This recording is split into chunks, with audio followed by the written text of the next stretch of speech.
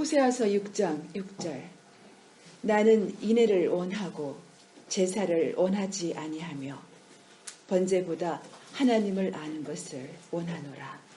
오늘 메시지 제목은 하나님을 어떻게 찾고 알아야 하는가. 제목이 굉장히 실제적입니다. 성경에 보면은 하나님을 찾으라, 하나님을 알라, 그런 말씀이 굉장히 많아요. 근데 이제 과연 그것을 어떻게 찾고 어떻게 아는가, 그런 문제를 오늘 좀 다루려고 합니다. 그래서 굉장히 실제적인 말씀이 되겠어요. 나는 인애를 원하고 그랬는데, 인애는 지난주에 제가 조금 설명했던가요? 인애는 한마디로 딱 이렇게 번역하기 굉장히 어려운 말입니다. 그래서 성경에도 보면은 자비, mercy, 혹은 진실된, 혹은 신실한 사랑, steadfast love, 혹은 충성, 그런 여러 가지 의미로 표현되고 있습니다. 이것이 이제 꼭 하나님께만 대하는 것이 아니고 하나님에 대해서 충성되고 신실한 사랑을 보여야 된다. 그것을 하나님이 원하신다. 그런 의미도 되지만 원어로는 히브리어로 헤세드라고 그러는데 그 헤세드는 우리의 이웃에 대한 그 사랑도 또한 신실해야 된다. 정의를 행해야 된다. 공의로워야 된다. 은혜로워야 된다. 후회해야 된다. 그런 의미로도 쓰여지고 있어요. 그래서 하나님께서 원하시는 것은 뭐냐면 제사가 아니다. 정정으로 원하시는 것은 그럼 번제, 다 송두리째 바치는 것, 큰 제사에 속하죠. 큰 희생에 속하죠. 그럼 번제물보다도 제사를 원하지 아니하며 번제보다 무엇을 원하시는가? 하나님을 아는 것을 원한다. 하나님 아는 것. 하나님 아는 것이 뭔가?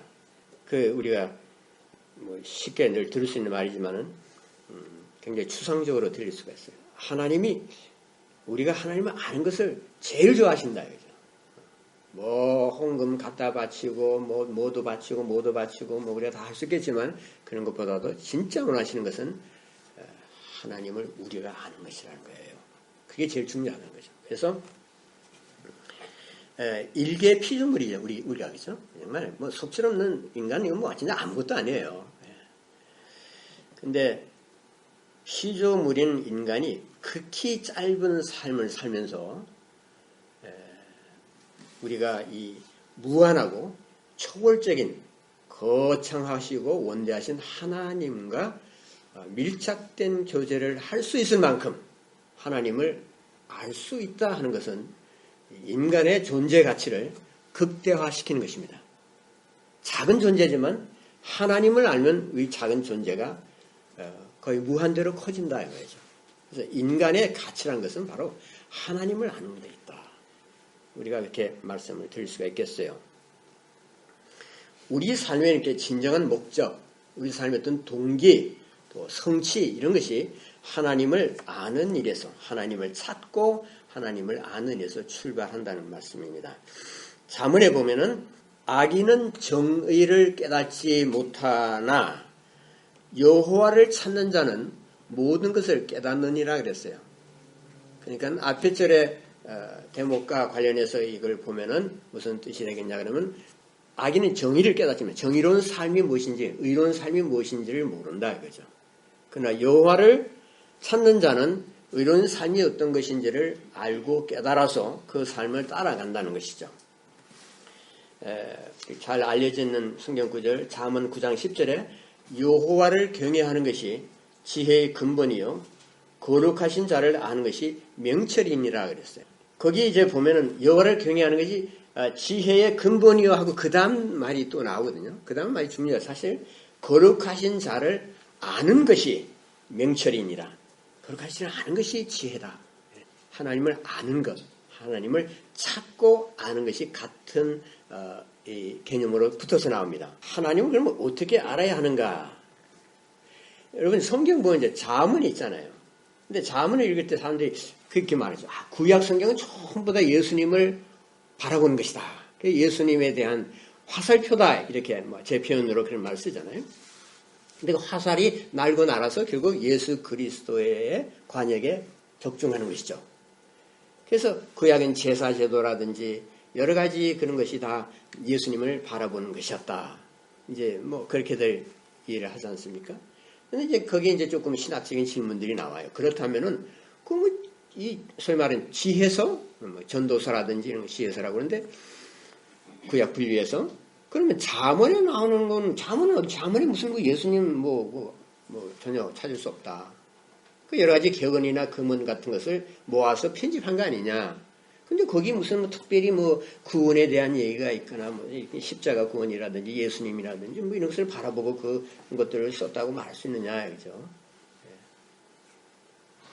네. 그런데 이제 자세히 더 보니까 잠언이야말로 거기에 나오는 그 이제 잠언의 주제가 지혜잖아요. 네, 지혜. 근데 그 지혜가 어디서 나오느냐? 지혜를 자꾸 구하라 그러는데 그것은 하나님께서 구해야 된다 이렇게 말하죠. 근데 하나님께서 구해야 되는데 하나님께서 온다는 말이에요. 근데 하나님께서 오는데 그걸 어떻게 우리가 받아들이냐? 신약을 보니까 지혜가 예수님이에요. 그래서 골로새서 2장 3절에 보면 그 안에는 지혜와 지식의 모든 보화가 감추어져 있느니라 했어요. 그러니까 하나님께서는 이제 잠언에 보면 지혜가 인격화되어 있어요. 인격체로서 나와요. 그래서 지혜가 말하기를 이렇게 했다 그런다고요. 마치 사람이 그렇게 말하는 것처럼. 그래서 지혜가 인격화되었고 신약 성경에 와서 보면은 지혜가 예수님으로 그대로 적용이 됩니다. 그래서 하나님 어떻게 아느냐 한 것은 첫째 인간은 예수님을 통해서 알아야 한다는 거예요. 예수님이 하나님의 지혜로서 세상에 오셨으니까. 그래서 인간은 하나님을 눈으로 직접 볼 수가 없죠. 예. 그것도 직접 보고 알 수 없어요. 그런 식으로 우리가 하나님 아는 것이 아닙니다. 디모데전서 6장 16절에 보면 가까이 가지 못할 빛에 거하시고 어떤 사람도 보지 못하였고 또 볼 수 없는 이라 그랬어요. 그러나 하나님께서는 예수 그리스도를 통해서 자신을 보여주셨어요. 하나님은 초월적인 분이죠. 그렇지만은 우리 인간들에게 가까이 오셔서 자신을 계시하십니다. 그리스도의 성육신을 통해서. 그래서 예수님은 자신을 하나님께로 가는 유일한 길이라고 선포를 하셨어요. 그래서 우리 인간은 예수님을 보고 하나님 믿어야 돼요. 예수님이 하나님의 아들이세요. 그 아들을 보면 그 아버지를 보는 거예요. 그 나를 본 자는 아버지를 보았다 그랬잖아요. 그래서 이것이 하나님을 아는 최선의 길이에요. 하나님을 아는 것을 원하노라 그렇게 하나님 말씀하셨죠. 그 말씀은 신약 성도에게는 어떻게 적용되어야 하냐면 예수님을 아는 것을 원하노라 그렇게 이해를 해야 됩니다. 하나님을 아는 첫 단계는 하나님께서 예수님에 대해서 물론 성경을 통해서 예수님에 대해서 증언하시는 그 내용이 무엇인지를 알아야 돼요. 그것을 받아들여야 하는 것입니다. 예수님에 대해서 알리시는 내용이 복음의 골자예요. 신약성경 전체의 골자라고 하는 거예요. 그 예수님에 대한 것이죠. 예수님이 어떤 분인가, 어떤 삶을 사셨는가, 예수님이 원하시는 건 무엇인가, 그것이 다 하나님이 원하시는 거라는 거죠. 그래서 한마디로 하나님께서 예수님을 인류의 대속주로서 세상에 보내셨다는 건데 이제 이것을 조금 구체적으로 말씀드리면은 이런 거죠. 예수님은 우리 죄를 자신의 십자가 죽음으로 대속하기 위해서, 대신 속하기 위해서 성부 하나님의 보내심을 받고 인간으로 태어나신 유일한 구속주예요. 이제 뭐 다원 종교, 다원주의 이런 것이 유행하다 보니까 예수님만이 어떻게 유일한 구주라고 할 수 있느냐? 구원은 다른 데도 있지 않느냐? 그렇게 생각하시는 분들이 있는데 성경은 절대로 그렇게 말하지 않습니다. 오직 예수님만이 하나님께로 가는 유일한 길이라고 그랬어요. 예수님만이 하나님을 전적으로 그대로 드러내서 계시하시는 분입니다. 하나님께서는 예수님 어떻게 하셨습니까? 죽은 자 가운데서 다시 일으키셨어요. 그리고 그 다시 일으키셨다는 것은 부활 생명을 가지셨다는 거죠. 그래서 그리스도를 자신의 대속주로 믿는 사람들에게 예수님의 부활 생명을 넘겨주시는 것입니다. 그래서 우리가 영생을 하는 거예요. 그 부활 생명은 세상의 생명과 다른 거죠. 죽었다가 다시 살아난 생명은 아무도 가진 사람이 없어요. 오직 크리스천들만이 예수 그리스도의 부활 생명을 받습니다. 그래서 죄의 용서를 받고 하나님의 자녀가 되고 온 세상을 하나님이 이 세상을 새롭게 하실 거거든요. 그런 새로운 재창조의 구속활동에 참여하게 하십니다. 그래서 죄인들은 예수님을 통해서 하나님께서 행하신 구속의 행위를 자신들을 위한 것이다, 나를 위한 것이다 하는 것을 믿고서 받아들일 때 죄와 사망으로부터 해방되고 하나님의 자녀가 됩니다. 다시 말해서 복음이 제시하는 기본 사실들을 믿고 자신이 죄인이라는 걸 물론 인정하고 하나님의 사랑과 희생을 감사하면서 예수 그리스도를 주님으로 믿고서 주님의 왕권적 통치 아래 들어가는 것입니다. 주님의 다스림을 받아야 돼요. 그것이 하나님 나라에 들어가는 거예요. 주님의 다스림을 받지 않으면서 나는 예수 믿는다, 나는 교회 다닌다, 나는 성경 본다 이런 말하면 아무 소용이 없는 일이에요. 하나님의 다스림을 받지 않으면서 성령의 인도에 따라서 하나님의 가르침에 따라서 하나님이 원하시는 것, 즉 하나님을 아는 일에 관심이 없으면은 그거는 크리스천의 자세가 아니죠. 둘째, 하나님의 자녀가 되었으면 그 다음에 이제 어떻게 해야 되냐면 그 중요한 것이 뭐냐면 하나님을 체험적으로 알아야 됩니다. 실제 경험을 알아야 된다는 거예요. 수상적으로 뭐 그냥 개념적으로만 하나님 이런 분이다, 나는 이런 하나님 믿는다 그렇게 말할 것이 아니라 체험으로 알아야 됩니다. 이건 무슨 뭐 신비한 그런 거 얘기하는 거 아니에요. 하나님의 백성이 되었다는 것은 하나님의 영원한 생명을 받았다는 뜻이죠. 그래서 죽지 않는 거예요. 근데 그 생명이라는 것이 이렇게 정체되어 있는 이렇게 고정된 것이 아니라 동적인 것입니다. 다이나믹한 것이에요. 그렇기 때문에 그 생명은 한 번 받고 끝나는 것이 아니라 한 번 받고 더 받고 더 받고 영원토록 받을 수 있는 거예요. 그래서 더 풍성한 체험이 됩니다. 이 체험이 풍성해지려면은 하나님과 그 아들이신 예수 그리스도를 날마다 더욱 알아가야 합니다. 크리스천 삶이라는 것은 하나님을 아는 것이라고 말할 수 있어요. 평생 동안 하나님 알아가면서 사는 거예요. 하늘 아버지 초월적이고 너무도 크신 분이죠. 그래서 온 우주에서 성부 하나님을 온전하게 아는 자는 아무도 없어요. 단 아들을 제외하고는. 아들만이 온전하신 하나님을 완전하게 아십니다. 구주로서의 예수님도 굉장히 크신 분이죠. 너무 크세요. 그래서 아무도 구주로서의 예수님을 다 알지 못해요. 그러나 하나님은 자기 아들을 다 아십니다. 아들의 위대하심을 다 아세요. 근데 예수님은 누구세요? 창조의 동인이시죠. 예수님이 하나님이 이 세상을 창조하실 때 계획을 세우시고 다 하셨어요. 그런데 그것을 실제적으로 대행해서 일을 하신 분이 예수님이죠. 예수님이 모든 것을 만드신 거예요. 창조의 동인이시며 에이전트이십니다. 그리고 또 구원의 주님이시죠. 세상 만물을 통치하는 절대 왕권을 가지신 분이에요. 그런데 놀라운 사실은 예수님만이 혼자 완전하게 아시는 하늘 아버지를 우리와 나누시겠다. 이 목적을 위해서 예수님은 세상에 사람의 모양으로 오셨고 구원 사역을 통해서 하늘 아버지가 어떤 분이신가, 하나님과 어떻게 바른 관계 속에 들어가서 하나님과의 친밀한 교제를 가지고 체험적인 사귐을 가질 수 있는가 하는 것을 가르치셨어요.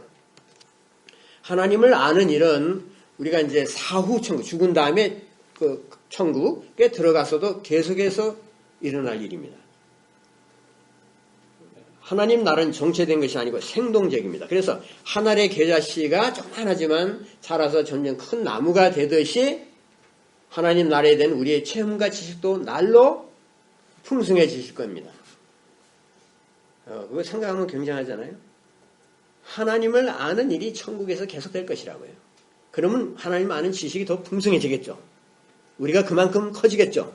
그만큼 위대해지겠죠. 그만큼 하나님을 더 존경하고 찬양하고 높이겠죠. 왜? 우리가 아는 하나님의 사이즈가 점점 커지니까. 물론 우리의 그런 체험이 그 천국의 본질이나 하나님의 본질 자체를 변화시키는 건 아니에요. 하나님은 언제나 그대로 변함없는 하나님이세요. 그렇지만 우리의 체험이 커질수록 증가할수록 천국의 본질에 대한 우리의 이해가 심화된다 그런 말씀이에요. 우리는 이러한 체험을 주님을 믿고 구원을 받은 날부터 시작해야 됩니다.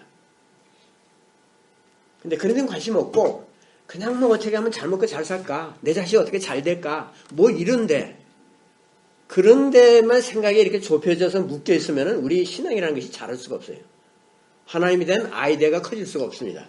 나라는 존재가 그냥 작은 미미한 존재를 그쳐요. 그러나 하나님은 우리를 창조하시는 세상 모든 피조물을 걸작품으로 지으셨어요. 그러면 걸작품으로서의 내용이 풍성해야 하지 않겠느냐, 그죠?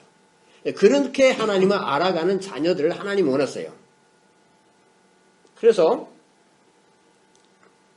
하나님 나라로 들어오라는 초대는 단순히 지옥에 가지 않게 하려는 것만이 아닙니다.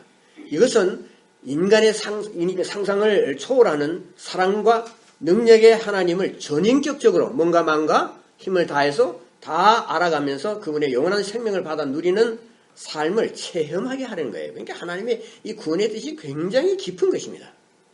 굉장히 좋은 것입니다. 우리를 우리답게 만드는 것이에요. 우리가 자신들에 대해서 긍지를 품게 하는 것입니다. 이런 생명의 체험은 삶의 질적인 변화를 일으키고 하나님의 성품을 드러나게 합니다. 억지로 뭐 그냥 우리가 거룩하게 살아야 됩니다. 죄짓지 말아야 됩니다. 뭐 해야 됩니다. 이런 도덕적인 얘기 해봐야 그 별로 임팩트가 없어요. 하나님을 체험적으로 전인격적으로 알아가는 그 일에 우리가 신실하다면은 거기에 포커스를 둔다면은 훨씬 더 교회가 성숙할 것이고 우리 개인의 신앙도 훨씬 더 깊어질 것입니다. 그래서 하나님에 대한 신뢰심이 깊어지니까 인생을 살아가는 것이 훨씬 더 담대해지는 것이죠. 보통 우리가 그래, 뭐 우리가 약하니까 그렇다 이 말을 늘 빈명삼아 하지만 또 사실이 그렇기도 해요. 뭐 인간은 연약해서 그렇다. 주에 제가 말이 사람인 거 아시지 않습니까? 제가 연약하다 보니까 또 실수를 했는데 죄송합니다. 용서해 주십시오. 언제까지 그럴 거냐 이거죠. 하나님 우리를 훨씬 더 강한 존재로 지으셨고 또 그렇게 되도록 하기 위해서 온 세상 만물을 다스릴 존재로 우리를 지으셨다니까요. 그 뜻을 가지시고 지금 세상을 재창조하고 계십니다. 거기에 참여하게 할 것이기 때문에 우리가 이렇게 약질이 돼서는 안 되는 거거든요. 약체가 되지 않게 하기 위해서 하나님께서 하시는 말씀은 뭐냐면 나를 알라.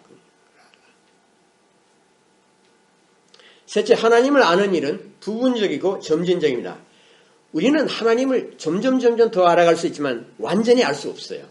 하나님에게는 누구도 다 알 수 없는 신비에 속한 부분들이 영원히 남아있게 될 것입니다. 사후천국에서나 예수님이 재림한 이후라도 이 사실은 사실대로 남게 될 거예요. 물론 우리가 새하늘과 새 땅의 그 마지막 영광에 들어갈 때는 하나님을 현세에서 지금 아는 것보다 훨씬 더 잘 알게 될 테지만 결코 완전하게 알 수는 없을 것입니다. 그러나 하나님께서는 예수 그리스도를 통해서 계시하신 내용은 우리를 위한 것입니다. 그렇기 때문에 현세에서부터 이 땅에서부터 우리가 알아가야 돼요. 계속해서 하나님을 찾아야 하고 하나님을 체험적으로 아는 지식을 늘려나가야 된다. 그래서 우리의 주된 기도의 한 내용은 바로 이거라야 돼요. 하나님, 주님을 더 알게 해주십시오. 주님을 보게 해주십시오. 주님을 체험하게 해주십시오. 우리가 주님의 임재를 위해서 기도 많이 하죠. 주님 우리와 함께 해주십시오. 우리가 동행해 주십시오. 그렇게 말을 하지만 그 내용을 알고 하는 말인지 참 잘 알 수 없어요. 어떤 의미에서 동행을 원합니까? 내 하늘 잘 되게 해달라고 그런 의미에서 동행입니까? 뭐 그런 것도 우리가 얼마든지 간구할 수 있지만 그것보다도 훨씬 더 근본적인 차원에서 하나님을 아는 것입니다. 그런 의미에서 하나님을 알게 해주십시오. 하나님 동행해 주십시오. 주님의 임재를 체험하게 해 주십시오. 주님이 어떤 분이라는 것을, 동행하는 분이 누구라는 거, 어떻게 생겼고 무엇을 하시고 어떤 인격체를 가지셨고 그 능력이 어떠시고 그걸 알아야 될 거 아니냐 그죠? 그 말만 동행하다 그거 아니죠. 성경에는 그런 것을 주님의 위대하신가 찬란하신가 원대하신 것을 뭐 얼마든지 많이 기술하고 얘기했는데 그런 거 다 잊어버리고 그냥 주님이 자꾸 우리가 주님 부를 때마다 주님 작아지면 곤란하겠어요? 주님을 부를 때마다 주님이 훨씬 더 큰 분이 돼서 그 주님의 위대하신가 주님의 주님다우심이 나를 압도해서 내 영혼을 아주 충만하게 채워서 그래서 내가 하나님의 자녀된 것을 참 프라우드하게 생각하고 감사하게 내가 감격 속에서 이렇게 살 수 있어야 하지 않겠습니까? 하나님을 아는 참 지식은 이 데이터의 영역을 넘어가야 된다. 뭐 예수님 2000년 전에 십자가에 돌아가셨다. 뭐 그게 어떻게 됐다. 이런 역사적인 예수가 실제로 실존했다. 뭐 이런 것들. 또 예수님의 삶은 뭐 어디서부터 시작해서 언제 어떻게 되고 뭐 이런 것들. 그런 데이터들. 그런 것의 영역을 넘어서 하나님을 개인적으로 아는 것이 참으로 하나님을 아는 것입니다. 하나님 자신을 인격적으로 의식을 하고 체험하는 거예요. 하나님을 아는 참 지식은 자기 백성을 향한 하나님의 뜻이 무엇인가, 하나님의 선한 뜻이 있는데 그것이 무엇인가 하는 것을 아는 거예요. 그걸 깨닫는 거예요. 그걸 숙지하는 것입니다. 자기 백성들, 나 개인의 삶, 우리 교회의 삶 이거 아니라 하나님 백성 전체, 또 이 우주 전체에 대한 하나님의 전능하신 여호와의 뜻이 있는데 그 뜻이 무엇인가 하는 것을 알아야 된다 이거예요. 계시한 만큼 우리가 깨달아야 되거든요. 그것을 구원의 또 섭리들이 어떤 것인가 하는 것을 우리가 이해하는 것이 참 중요해요. 그 결과로 나오는 것이 뭔가 그런 하나님을 알면은 아가페적인 사랑이 가능하게 되는 거예요. 또 친절과 자비와 충성과 신실 같은 열매들이 달립니다. 뭐 성령의 열매가 달리게 해주십시오 하고 밤새도록 기도만 한다고 해서 그런 열매가 달립니까? 하나님을 알아야 돼요. 하나님은 어떤 분이라는 것을 성경에 계시된 대로 깨달아야 된다고요. 그건 모르고 근데 관심 없으면 하나님이 자신을 우리에게 계시하지 않아요. 하나님을 아는 지식은 파급 효과가 크기 때문에 실제적인 경건으로 표현이 되고 적용되는 것이 특징입니다. 예를 들어서 하나님을 아는 참 지식은 하나님의 자비와 친절을 체험해요. 하나님 얼마나 자비하시다. 얼마나 친절하시다. 얼마나 인내하신가. 얼마나 위대하신 뜻을 품고 계신가. 얼마나 오래오래 참으시면서 나를 용서하시고 또 내 이웃을 용서하시고 이 세상을 또한 참 기다리시면서 돌아오기를 바라시고 그런 마음이 어떤 것인가 하는 것을 우리가 체험하게 되면 그러면 어떻게 내게 변화가 와서 나도 이웃에 대해서 같은 친절, 같은 자비, 같은 용서, 같은 관대함을 보이게 되는 것이죠. 그래서 내가 바뀌는 것이 내가 커지는 것이에요. 내가 하나님의 자녀의 모습으로 빚어가는 것입니다. 예레미야 22장 16절에 보면 그는 가난한 자와 궁핍한 자를 변호하고 형통하였나니 이것이 나를 알미 아니냐 그랬어요. 넷째, 하나님을 아는 지식은 주님을 찾을 때입니다. 우리는 이렇게 생각할 수 있어요. 나는 이제 구원을 받았다. 하나님을 찾다가 신을 찾다가 찾았으니까 이제 더 이상 하나님 찾을 필요가 없지 않느냐. 그렇게 안심할 수 있습니다. 그렇지만 하나님의 자녀들은 하나님을 아버지로서 더 가깝게 알기 위해서 하나님을 더 찾고 더 배워야 됩니다. 이제는 창조주와 나와의 관계를 떠나서 그는 모든 피조물에게 다 해당되는 거죠. 창조주와 피조물의 관계. 우리들은 그 관계를 넘어서 아버지와 자녀의 관계로 들어갔죠. 구원을 받았으니까. 하나님을 그래서 아버지라고 불러요. 그래서 하나님께서는 자기 자녀들이 하나님께 가까이 나오는 것을 기뻐합니다. 하나님의 교제가 어떻게 시작되지? 만남에서 오는 거죠. 만남에서. 자녀들이 부모를 날마다 부르면서 가까이 나오냐. 아빠, 엄마 맨날 그러잖아요. 신자들도 하나님을 아빠, 아버지로 대하면서 날마다 만나야 됩니다. 성경에는 우리가 하나님을 가까이 하면 하나님께서 우리에게 가까이 오신다고 약속하셨어요. 여러 군데에서 그런 약속하셨어요. 야고보서 4장 8절, 히브리서 11장 6절, 시편 145편 18절, 이사야 66장 2절, 역대하 15장 12절, 15절. 몇 개만 이렇게 열거해도 그 정도로 많아요. 하나님을 찾으라 하는 명령도 아주 자주 나와요. 아모스 5장 4절, 6절, 마태복음 6장 33절, 7장 7절에서 8절, 누가복음 12장 31절, 사도행전 15장 17절, 로마서 2장 7절. 그 중에서 대표적인 고백이 있습니다. 하나님 아는 문제, 하나님 찾는 것과 관련해서 그 시편 42편 1절이잖아요. 거기 무슨 말씀 나오죠? 여러분 다 아시는 말씀이에요. 하나님이여 사슴이 시냇물을 찾기에 갈급함 같이 시냇물을 찾기에 갈급함 같이 내 영혼이 주를 찾기에 갈급하나이다. 근데 하나님 찾는 것은 좀 방법이 있어야 하지 않겠어요? 구체적으로 어떻게 하는 것이 하나님 찾는 것일까요? 두 측면으로 설명할 수 있는데 오늘 실제적인 말씀드리기 때문에 저는 이것을 열거합니다. 하나님과 나와의 사귐을 위해서 주님을 찾는 거예요. 이게 개인적인 것이고 직접적인 것이고 내면적인 것입니다. 다른 한 측면은 이웃과 세상과의 관계에서 내가 복음의 빛을 드러냄으로써 햇세대의 사랑을 드러내는 것입니다. 첫 번째로 돌아가서 하나님과 나와의 사귐을 위해서 주님을 찾는 것은 구체적으로 제가 하나씩 그냥 열거해서 읽어드리겠어요. 자신의 죄를 통회하고 겸비한 자세로 주님의 음성을 듣기 위해서 마음을 여는 것이 하나님을 찾는 것입니다. 하나님으로부터 지혜를 얻기 위해서 간구하고 하나님의 뜻을 알기 위해서 어떻게 성경 말씀을 살피는 것이에요. 성경 말씀을 찾는 것입니다. 또 창조에 대한 경의와 십자가 구원에 대한 감사와 하나님 나라에 대한 소망을 품고 주님께로 나가서 영광을 돌리는 것이 하나님을 찾는 것입니다. 또 주님의 말씀이 진리고 유익하다는 것을 경험으로 알아가면서 주님의 가르침을 따라서 사는 것이 하나님을 찾는 것이에요. 고통과 환난 가운데서 주님의 도우심을 구하며 믿음과 인내로서 주를 기다리는 것이 하나님을 찾는 것입니다. 날마다 삶을 반성하며 잘못을 회개하고 그리스도 안에서 승리한 것들을 놓고 주님의 이름을 높이며 즐거워하는 것이 하나님을 찾는 것이에요. 이런 것이 성경에 나오는 문맥에서 다 이렇게 추출할 수 있는 것들이에요. 그래서 우리 일상생활에서 얼마든지 적용할 수 있는 것이죠. 또 일상생활에서 그렇게 하면은 이것이 하나님을 찾는 것이죠. 내가 하나님을 찾고 있었구나. 내가 하나님을 이렇게 찾고 있구나 하고 안심할 수 있잖아요. 또 크고 작은 일들을 쉬지 않고 감사하며 주님이 주시는 평안을 누리려고 힘쓰는 것이 주를 찾는 것입니다. 힘을 써야죠. 노력을 해야 합니다. 내 편에서 해야 할 일이 있어요. 주 예수를 위해서 고난을 달게 받고 주님의 자녀로서 주의 나라를 위해 동참하는 것을 영광으로 여기면서 더욱 힘을 얻기 위해 주의 이름을 부르는 것이 하나님을 찾는 것입니다. 주님의 나라를 위해서 동참하는 것이 있어야 돼요. 내가 거기에 참여해서 그 참여하는 그 일이 뜻이 있고 의미가 있고 하나님께서 기뻐하시는 일이라 하는 것, 왜 하나님의 나라는 이런 것이니까 하는 개념이 있기 때문에 그 영광스러운 나라를 위해서 하나님이 이루고자 하는 궁극적인 그 새하늘과 새 땅의 나라를 위해서 하나님이 지금 일해 나가시는데 거기에 내가 조금이라도 기여를 한다, 조금이라도 참여했다 하는 것에 대해서 내가 스스로 프라우드하게 생각할 수 있다는 말이죠.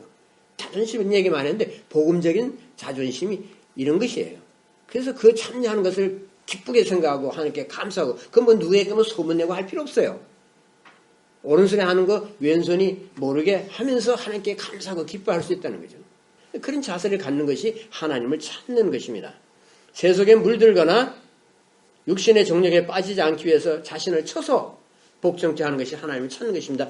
가장 좋은 예가 누구죠? 이렇게 한 사람이 누가 있어요? 사도 바울. 내가 내 몸을 쳐 복종케 하면 내가 쓰임을 받은 후에 나중에 버림을 받을까? 내가 무서워한다. 디스퀄리파이 될까봐 나는 무서워한다. 그래서 내 몸을 친다고 그랬어요. 그 내가 해야 하는 일이죠. 예수를 위해서, 복음을 위해서, 진리를 위해서, 하나님의 위대한 구원을 위해서 내가 나 자신을 치는 부분이 있습니까? 그래서 뭐 어디 먹는 부분을 보여줄 때가 있어요? 그런 의미에서 내 몸에 그런 흔적이 있어야겠죠. 먹고 마시고 자고 하는 그런 일상생활 속에서라도 주 예수의 이름과 뜻을 앞세우는 것이 하나님을 찾는 것입니다. 사실 그래서 우리가 식기도 하지 않습니까? 밥 먹기 전에, 그죠? 스푼 떼기 전에 기도하니 감사하다고 기도하지 않아요?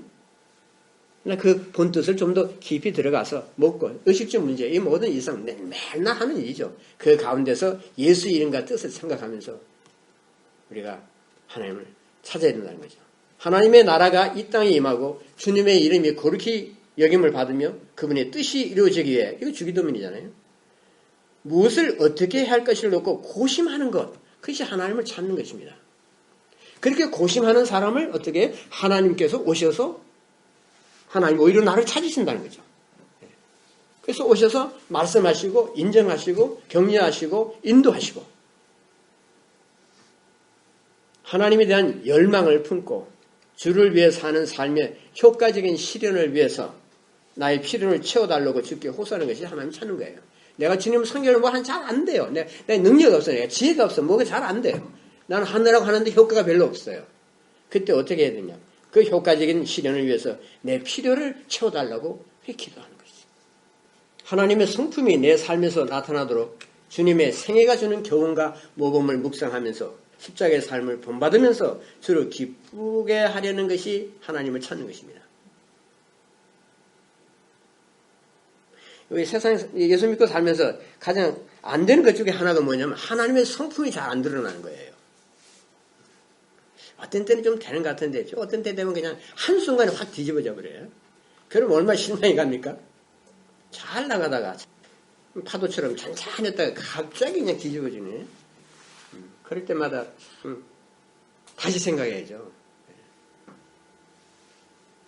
주님의 생애가 주는 교훈이 무엇인가를 다시 묵상해야 돼. 다시 주님께로 돌아가야 돼. 다시.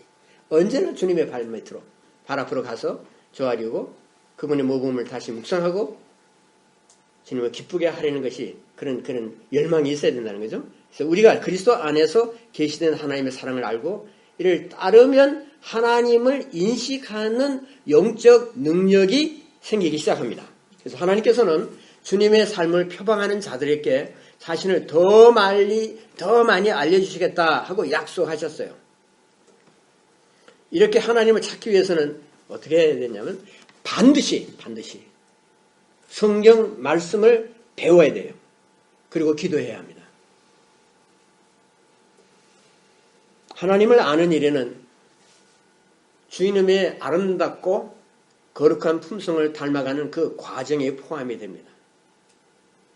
근데 그리스도의 형상으로 변화되려면 먼저 마음이 새로워져야 돼요. 마음이 새로워져야 돼요. 어떻게 해야 마음과 정신이 새로워질 수 있겠어요? 다시 강조하지만 하나님의 말씀을 의식적으로 공부해야 합니다. 이거 제일 먼저 삶의 프라이어리티로 삼고 행해 실천해야 하겠어요. 우리는 성경에서 모든 참된 지식의 보화가 담긴 예수님에 대해서 배울 수가 있어요. 예수님 안에는 모든 참된 지식의 보화가 가득 채워져 있다고 그러지 않습니까? 그래서 일을 꾸준히 해야 되고 여러분 별도로 시간을 써야 돼요. 이것저것 다 하면서 하나님의 말씀 속으로 들어가야겠다. 그걸 배우겠다. 그거 안 됩니다. 더구나 퀄리티 타임을 드릴 수가 없어요. 하나님을 찾는 것, 하나님께 퀄리티 타임을 드리는 것이에요. 그래서 시간을 따로 제쳐놓고 그 시간에 주님을 만날 생각을 해야 돼요. 그것이 이제 우리의 바쁜 생활 때문에 이 디스플린이 잘 안 되면 이게 진도가 늦거든요. 그러니까 그런 것을 회개해야 된다. 그죠? 그래서 성경 읽기와 묵상을 위해 시간을 따로 정해놓는 것이 좋습니다.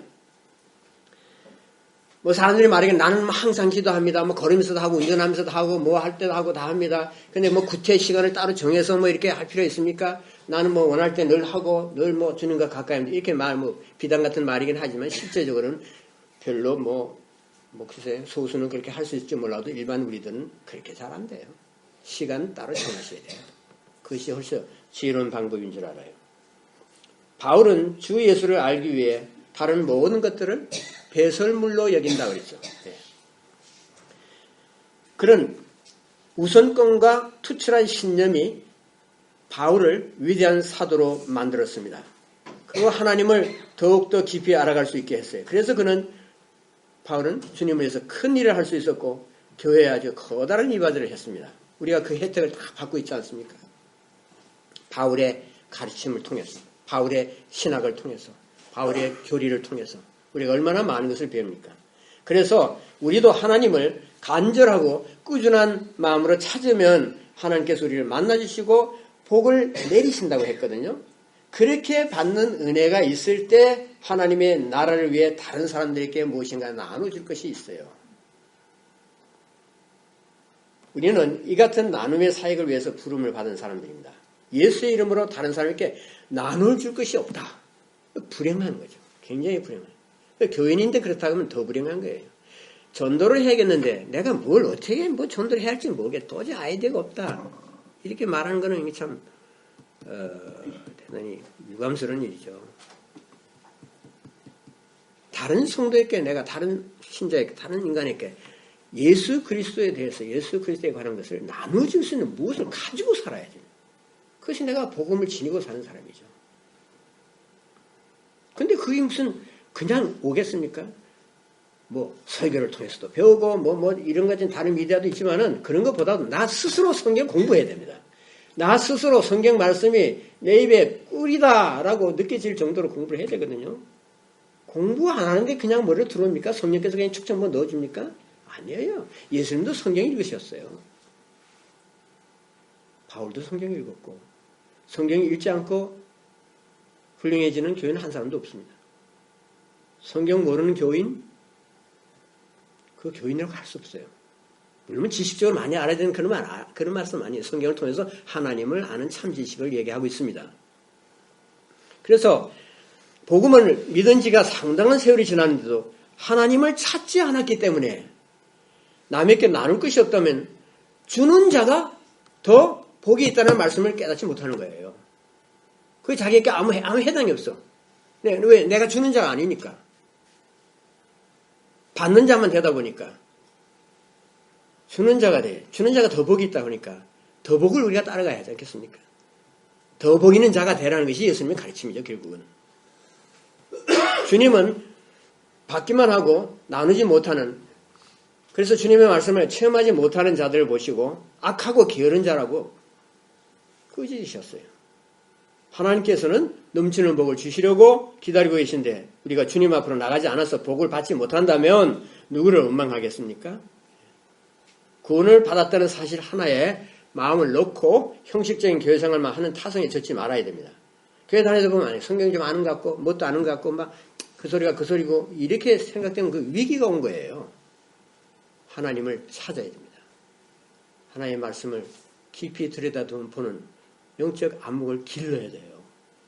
그런 눈이 주님과 마주칠 때 그때 은혜가 흐르고 주님에 대한 감격이 일어나고 내 사는 인생에 대한 큰 뜻을 깨닫게 되는 거예요. 그래서 그야말로 살맛이 나는 거죠. 고통 가운데서도 시련 가운데서라도 내가 뭔가 붙잡고 있는 것이 있어야 되지 않겠어요? 세상 뭐를 붙잡고 있겠습니까? 그래서 나에게 안전하지 않아요. 궁극적인 열쇠가 아닙니다. 주님의 말씀, 주님을 아는 것, 주님 붙잡고 있는 것이죠. 불신자들이 볼 때 하나님 찾지 않고 살면은 세상을 향해서도 굉장히 부정적인 영향을 주거든요. 그래서 뭐 예수 믿는 자들이 구원받았다고 하는 사람들이 다른 사람들에게 뭐 나눠줄 은혜가 없는 것은 고사하고 극히 이기적이고 마음에 안식이 없고 패배자의 넋두리만 늘어놓는다. 이제 그렇게 말할 수 있죠. 그렇다면 그런 불신자들이 복음의 능력을 어떻게 믿겠습니까? 어떻게 보면 나 자신도 그런 처지라면 나 자신도 복음의 능력을 잘 믿지 못해요. 내가 예수 믿고 뭐 하나님 뭐 이름 부르고 뭐 하나님 전능하시고 은혜 많으시고 막 도와주시고 참만 기가 아니야. 모시박이들 그런 말 들었는데 그것이 나한테 리얼하지 않다 이거예요. 그러면 나 스스로 어떻게 복음의 능력이 있다고 믿겠느냐. 하나님 진짜인가? 진짜 그러신가? 이런 회의 속에 늘 빠져서 왔다 갔다 하겠죠. 그런 처지라면 그 빨리 벗어나야 되겠어요. 그래서 세상 사람들은 기독교를 멸시하고 교인들을 업신여기잖아요. 그런 일을 현재 우리나라 교회가 당하고 있어요. 우리 목전에서 그렇게 일어나고 있어요. 두 번째로 이웃과 세상과의 관계에서 복음의 빛을 드러내는 것이 하나님 찾는 것입니다. 헤세드의 삶입니다. 그것이. 신자는 믿음의 형제자매들과 함께 주님을 섬기지만은 죄와 혼란과 고통이 많은 타락한 세상에서 삽니다.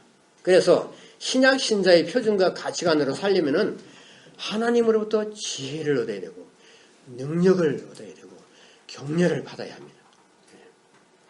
우리는 날마다 무엇을 보고 들으면서 살지 않습니까?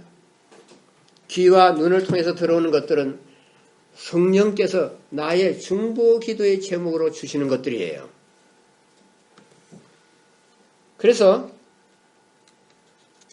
보고 들은 것을 놓고 이웃과 세상을 위해서 주님 앞에서 무릎을 꿇는 것이 하나님을 찾는 것입니다. 그런 자녀를 하나님께서 귀히 여기세요. 하나님이 알아주세요. 그럼 됐죠? 하나님 알아주시면 다 된 거예요. 어렵고 힘든 세상에 봉착했을 때 그런 문제에 내가 참 부닥들어졌을 때 하나님께 진지하게 여쭤보고 하나님의 뜻을 구하면서 인도를 받아야 됩니다. 세상에서 빛과 소금의 역할을 하려면은 복음의 가치관에 따른 결정을 내릴 줄 알아야 돼요.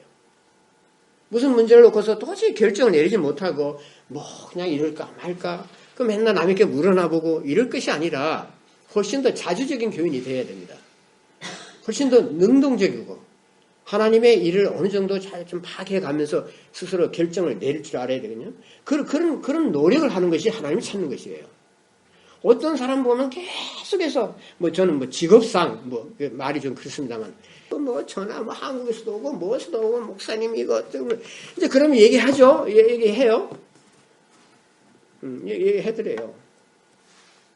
그럼 좀 있으면 또 같은 계속 재방송이에요. 왜 그러냐? 스스로 무엇을 결정할 수 있는 영성이 없어. 너무나 성경을 모르고 너무나 복음의 가치관에 대해서 무디고 하나님의 뜻에 대해서 분별력이 전혀 없기 때문에 그런 것이 없이 살고 그런 것을 기르지 않고 그런 것이 함량되지 않은 그런 종교적인 풍토에서 교생을 했기 때문에 그런 문제에 대해서 세상 일에 대해서 뭐 판단력이 없는 거예요. 자기 문제 닥치면 어떻게 그냥 답답해하고 괴로워하고 울기만 하고 그냥 화만 내고 이런 상태에 머물고 있으면 그게 베이비죠. 그게. 어린아이들의 티네이저의 형실이잖아요. 그것이. 성숙한 교인이더라. 장성한 그리스도의 장성한 분량에까지 이르라 하고서 말씀하시는 것이 그거거든요. 왜 그렇게 안 되느냐? 그런 노력을 하지 않아요. 그 남에게 계속해서 의존하려고 그래요. 그러니까 불필요한 문제로 우리가 시간 많이 끌고 불필요한 문제로 주님 앞에 나서 기도해야 되고 주님 앞에 기도할 것을 갖고 나가서 기도해야 됩니다. 그것이 성숙한 교인이에요. 주님의 심판대 앞에서 착하고 충성스러운 종이라는 칭찬을 받기 위해서는 주님이 싫어하시고 인정하시지 않는 일은 내 이웃에게도 행하지 말아야겠죠. 그런 자세로 사는 것이 하나님을 찾는 것입니다. 제가 이제 해변이 가까워서 낚시터를 좀 자주 가는 편인데 거기 가서 갈 때마다 낚시터에서 만나는 사람들이 있는데 참 많이 배워요. 아주 참 감동을 받을 때가 많아. 거기 가면 쓰레기 줍는 분들이 있어요. 그 돈 받고 하는 것이 다 자원으로 하는 사람들이에요. 이 사람도 하고 저 사람도 해요. 그런 사람이 얼마나 많은지 몰라. 저는 그런 사람 만나면 그 얘기하기 좋아하는데 왜 일을 하느냐고 물어요. 지금 뭐 주웠느냐고. 그거 뭐 조그만 건데 그거 꼭 뭐 주술 필요 있냐. 일부러 던진 질문이죠. 이렇게 말해요. 자기가 사는 환경이라 이거예요. 근데 거기에 이런 오물들이 있으면 쓰레기가 있으면은 환경에 오염이 되지 않느냐. 그리고 자기뿐만 아니라 자기 손자들도 여기 와서 놀고 하는데 우리 후세들을 위해서라도 아름다운 해변을 남기고 싶다. 그런다고 해서 누가 뭐 상 주고 월급 주는 거 아니잖아요. 그러나 그런 일반 평범한 시민인데도 불구하고 그런 사상은 그렇게 크더라고요. 그것이 미국을 위대한 국가로 만드는 거죠. 그런 것이. 그것이 후진국가 다른 거예요. 이 세상 하나님 우리에게 주신 환경이에요. 우리 이웃 하나님 주신 우리의 생활 환경입니다. 그렇다면 우리 세대뿐만 아니라 우리 이웃뿐만 아니라 그 이웃의 후손들까지도 아름답고 건강하고 오염되지 않은 환경 속에서 살아야 하지 않겠느냐.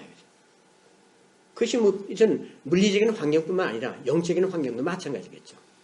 그래서 거기서 우리가 뭔가 조금이라도 기여하는 것이 있어야 된다는 거죠. 그러니까 그런 것이 예수 사랑이고 빛과 소금이 되는 건데 우리는 예수를 믿으면서도 우리의 환경은 너무나 오물이 많아.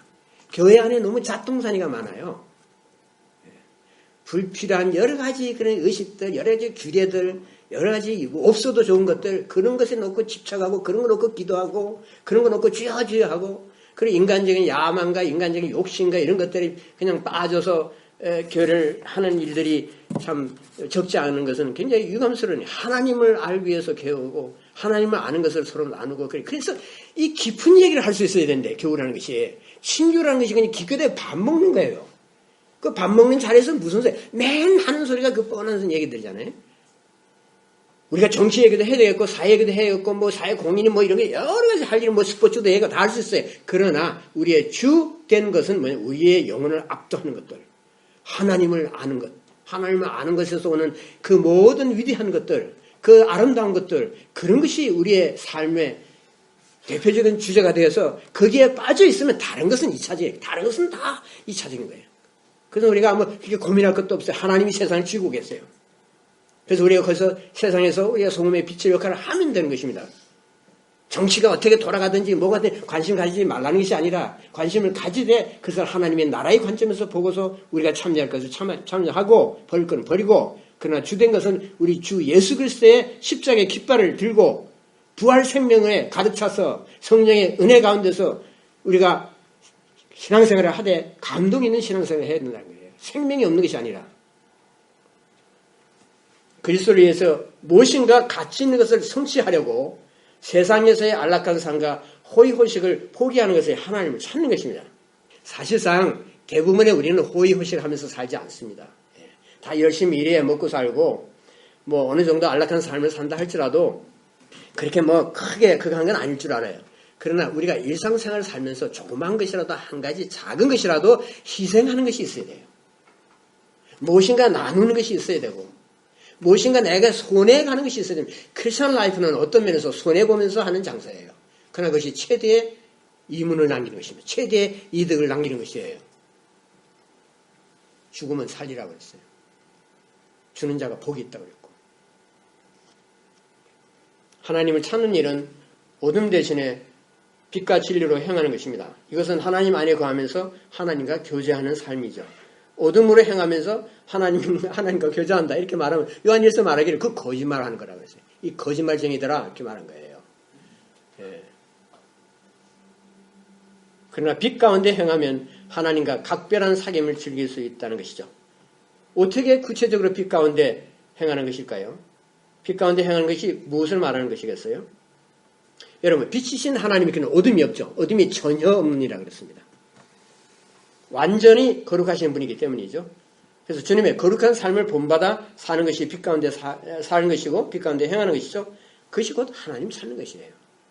그렇게 살면 하나님이 우리에게 가까이 오셔서 우리를 인정해 주시고 어깨 두드려 주시고 내 머리에 안수하시고 성령이 임하게 하시고 칭찬하시고 하나님이 큰 뜻을 보여주시고 우리의 장래를 밝혀주시고 빛과 소망 속에서 이제 계속해서 살라. 장래가 밝다. 이렇게 말씀하시는 거예요. 그래서 내 죄가 용서되고 죄로 인해서 생긴 양심의 도리움이 씻겨집니다. 그럴 때 우리가 한 가지 조심할 것이 있어요. 자기 속을 자꾸 들여다보지 말아야 돼요. 이 내성적 감찰을 하지 말아야 돼요.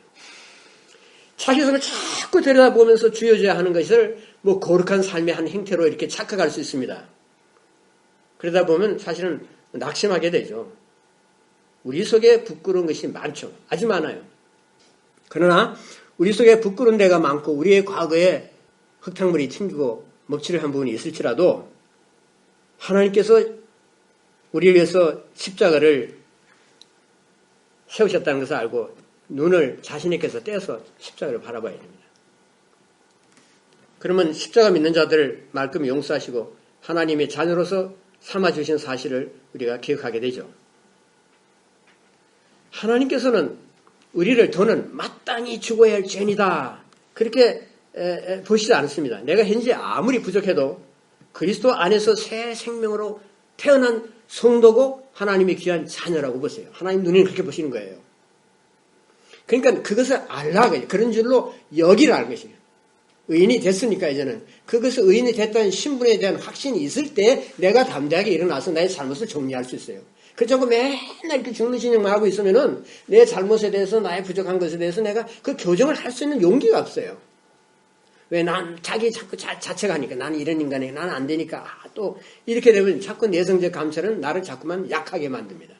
십자가를 바라보고 십자가에 승리가 있지 않느냐. 그 승리에 너를 같이 승리의 마차에 너를 태워서 그리스도의 십자가에 이 깃발을 들고 앞으로 행진해서 나가는 주님을 생각하라고. 같이 가지 않느냐 이게요. 그리스도 안에 있다고 했는데 그리스도와의 유니온이 됐다고 하는데 그것이 우리에게 실감이 안 나는 거예요. 나는 그리스도의 속죄 피로서 정결케 돼서 거룩하신 하나님 앞으로 나갈 수 있는 허락을 받은 하나님의 자녀입니다. 대제사장이신 예수 그리스도께서 나를 위해서 날마다 오늘도 하나님 우편보좌에서 기도하세요. 여러분 다른 사람이 나를 위해서 기도하지 않는다고 해서 외롭습니까? 나를 위해서 기도해 주는 사람이 있으면 참 좋겠는데, 그래서 기도 많이 위해서 해주는 사람들 보면 부럽고 혹시 그럴 수 있을지 모르겠어요. 그렇지만 예수님이 나를 위해서 완전하신 기도를 하신다고 생각해 보세요. 얼마나 세상 사람 나를 위해서 기도 한 사람 아니면 괜찮아요.